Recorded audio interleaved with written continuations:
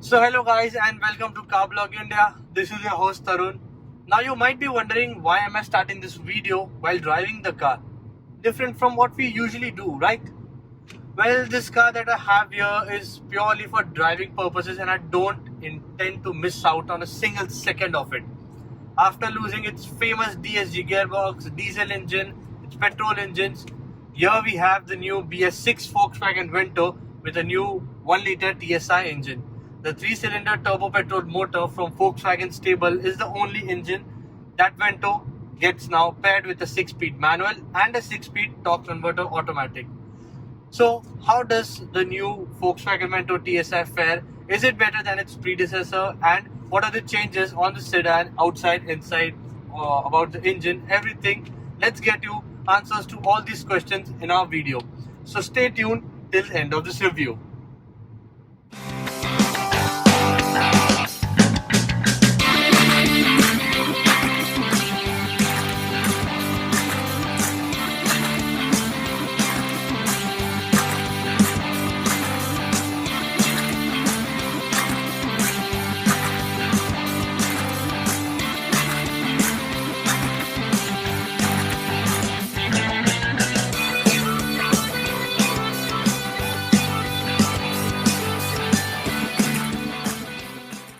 Powering the Vento TSI is a 1-liter 3-cylinder turbo petrol engine that produces 110 PS and 175 Newton meters of peak torque. While on papers it may not be the most powerful sedan in its segment right now, but yes, it is still the torquiest of them all. However, it feels very good to know that Volkswagen has not at all compromised on the driving experience, on the excitement of the Vento TSI. It is still largely the same as seen on the BS4 version. The low end torque is the usual trouble as the car struggles to breathe under 1750 RPM, and that you can see gets a bit irritating when you are traveling in the city in the bumper to bumper traffic, because you have to keep a constant check on the RPM, on the speed and on the gearbox as well. Past 2000 RPM the turbo kicks in the Vento TSI's engine and then there's no looking back. It's like a beast has awakened inside the engine, and with that the Vento reaches triple digit speeds very swiftly in literally no time. However, it also gets longer gear ratios which help you rev higher and you don't have to constantly change the gear up and down. Of course, if the RPM falls under 1750 and the speed is lower for the set gear, then you will have to downshift the gear. Otherwise, you are good to go if you are above 1750 RPM. And also the reduction of the cylinder has toned down on a refinement as it is now less refined than the BS4 version. However, if you take it in a positive note, the exhaust note is quite throatier than the BS4 version. The gearbox here is very slick, very smooth, very easygoing and slots into gear very easily. Highway cruising here is a big delight because of the addition of a 6th gear now. Earlier it came with a 5-speed manual gearbox, now it gets a 6th gear additionally. The engine gearbox combination is very good and every time you rev hard you see a grin coming inside your face mask now. Also, last thing about the performance, the car revs up very smoothly, very nicely up to 6500 RPM. However, by 2500 or 3000 RPM you yourself will find yourself changing the gears because it reaches the peak torque as it crosses 3 to 4000 RPM itself. Moving on to the handling part, well, the steering wheel of the Vento TSI is bit towards the heavier side. So when you are moving out of the parking, when you are taking very sharp turns at very low speeds, then you will find that yes, the steering weight is heavy and you'll have to probably use 2 hands sometimes. However, as soon as it gains speed, even if it crosses 20 or 30 kilometers per hour, you realize that the weight just disappears and then it doesn't matter to you at all. However, a heavy steering wheel ensures the whole confidence while you are driving at very high speeds on highway roads, and that's a very good thing that I appreciate about the Vento. That said, the feedback on the steering wheel is personally very good for me. Moving on to the suspension part, well, it's towards the stiffer side but manages to absorb most of the small potholes or slightly damaged roads. If you give it a hard pothole, if a hard pothole comes in the way of the Vento, then you might feel a bit of a discomfort even if you're seated on front or seated at the back.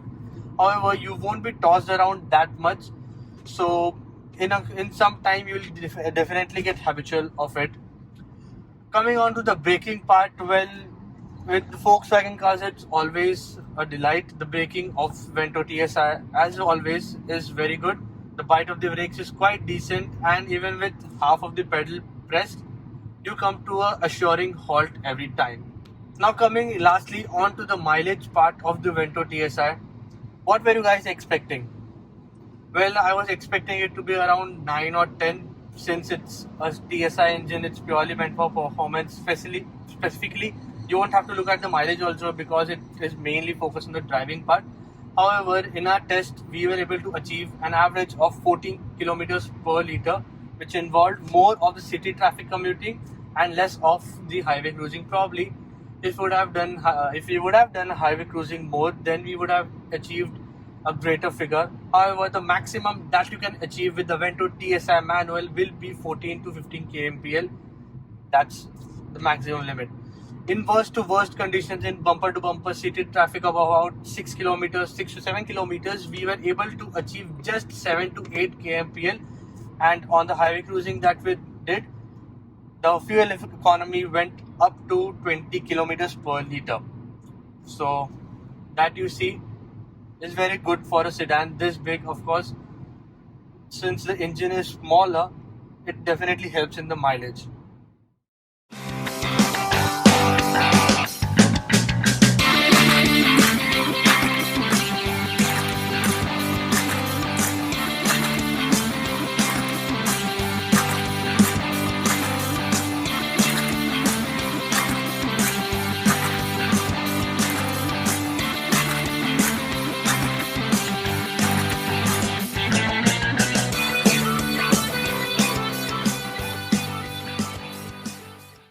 As you can see, I did this whole review without stepping out of the car and I feel fantastic about it.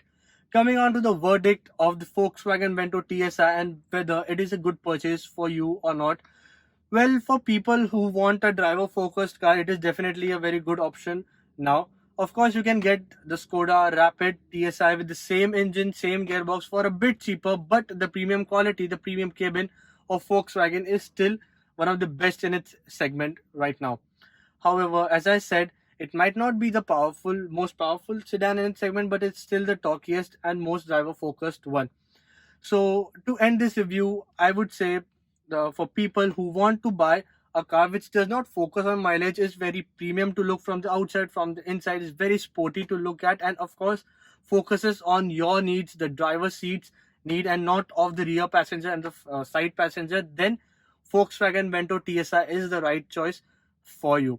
And of course, there's just one thing that could get better about the Vento TSI is the low-end torque, and of course we miss the DSG gearbox, and it would be a great help if Volkswagen just brings it back to India. So that was it, guys. If you have any more questions or any doubts regarding the Vento TSI, its performance, its features and anything, then let us know in the comment section below. As we told you, we have made a different video that shows the features of the Highline Plus variant of this Vento. And if you liked watching this video, then give us a thumbs up, share this video and subscribe to Carblog India for more such amazing car reviews and bike reviews. See you in the next review.